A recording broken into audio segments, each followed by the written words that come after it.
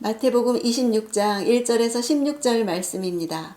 1절 예수께서 이 모든 말씀을 끝마친 후에 제자들에게 말씀하셨습니다.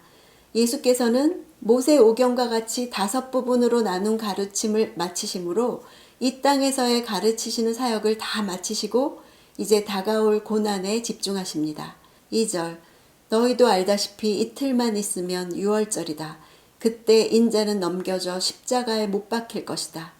넘겨진다는 것은 1차적으로는 유다가 예수를 넘겨주는 것을 가리키고 궁극적으로는 이 모든 일이 하나님의 주권적인 결정에 의해서 성취되는 일임을 보여줍니다.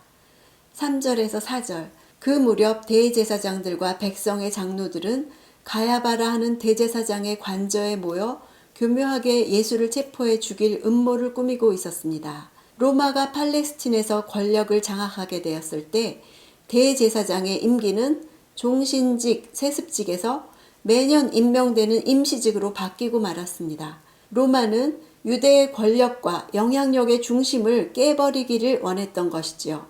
그러나 가야바는 장인인 안나스가 아직 살아있는 동안에 대제사장이 된 것뿐 아니라 그 자리를 주후 18년에서 36년까지 무려 18년 동안이나 지키는 데 성공했습니다. 그는 술책과 이중성의 대가였습니다. 그만큼 유대의 종교가 하나님 중심이라기보다는 로마의 정권에 깊이 의존해 있었음을 보여주죠. 5절 그러나 그들은 백성들이 소동을 일으킬지도 모르니 명절 기간에는 하지 맙시다 라고 말했습니다. 유월절을 준비하면서 유월절 어린 양을 대적하는 모순을 보면서 종교적인 삶과 예수님을 아는 것은 다르다는 것을 알 수 있죠. 유월절이 무엇이죠? 내 생명 대신 양을 잡아서 그 피를 바를 때 죽음의 영이 넘어간 것을 기념하는 절기죠. 그들은 유월절을 지키기 위해서 예루살렘에 모여든 사람들을 두려워했습니다.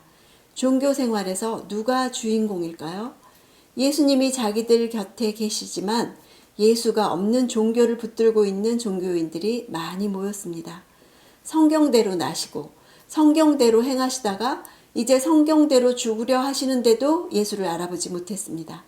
그들은 유월절에 양들이 북쪽 양의 문으로 들어올 때 호산나 구원하소서 찬송을 불렀습니다. 그런데 예수께서 예루살렘으로 들어오실 때 백성들이 그 찬송을 예수께 불러드렸죠. 종교 지도자들은 그것 때문에 너무나 화가 났지만 사람들을 두려워했습니다. 또 양의 흠이 있나 살펴보는 양을 점검하는 날에 바리새인들과 사두개인들, 율법학자들을 보내서 예수를 점검했습니다. 그리스도의 흠을 발견하려 했고 후에는 빌라도도 점검했지만 죄가 없다 선언했죠. 흠 없는 양이어야 한다는 조건을 충족시키셨습니다. 6절 예수께서 베다니에 있는 나병 환자 시몬의 집에 계실 때였습니다.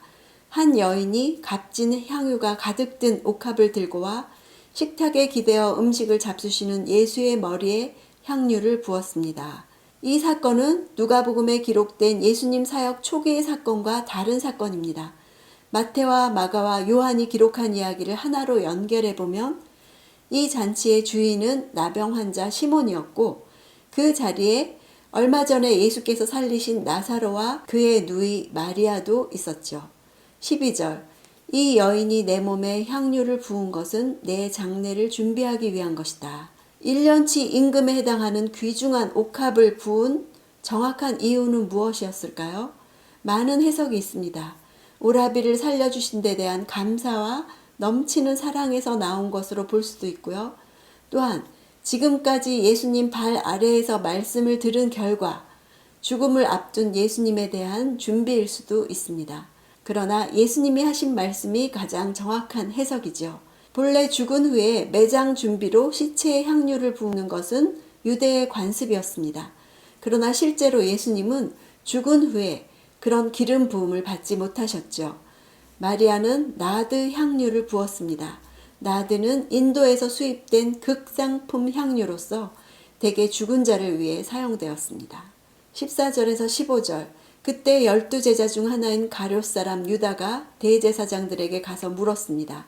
예수를 당신들에게 넘겨주면 내게 얼마나 주겠소? 그들은 유다에게 은돈 30을 쳐주었습니다. 스가랴서 11장 12절에 이 사실이 암시되어 있죠. 그들이 곧 은 30개를 달아서 내 품삯을 삼은지라. 은전 30은 구약에서 소가 노예를 죽였을 때 소 주인이 노예값으로 지불해야 하는 액수였습니다. 마태만이 은 30이라는 돈이 지불되었다는 사실을 말하고 있습니다. 마태는 구약 예언의 성취일 뿐 아니라 한 노예의 몸값이었음을 말함으로써 예수께서 인류의 대속을 위해 종처럼 팔렸다는 사실을 보여줍니다. 이렇게 하찮은 금액으로 볼 때 유다가 돈을 받고 예수를 넘기려 한 것이 탐욕 때문이었다는 추측보다는 정치적인 노선이 다른 점 때문이었을 것이라는 추측이 더 맞을 수도 있겠습니다. 그의 가룟이라는 이름에서 알 수 있듯이 그는 열심당이었습니다. 예수님이 그가 찾던 구원자가 아니라는 결론에 이르렀을 것입니다.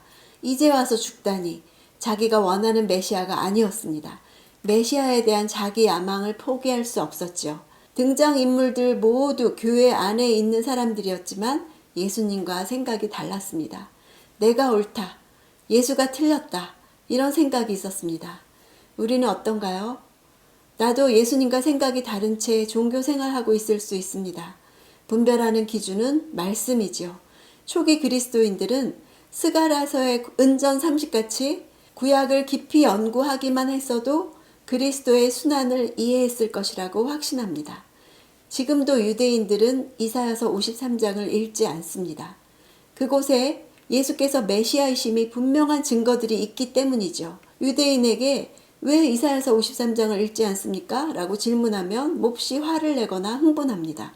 그렇지 않다는 사실을 무엇부터 어떻게 설명해야 할지 고민할 정도로 할 말이 많다는 뜻이겠죠. 이스라엘에 사는 기독교인들이 바로 이 점을 역이용해서 유대인들을 전도한 적이 있습니다.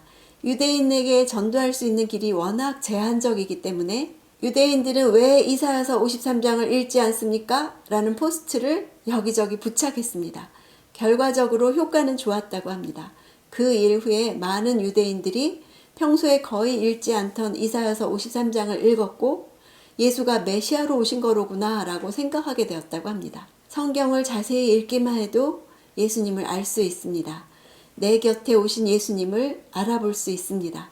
그때 우리는 내가 틀렸고 예수님께서 옳다는 것을 받아들이게 되지요. 그런 예수님을 만나는 기도 시간이 되기를 원합니다.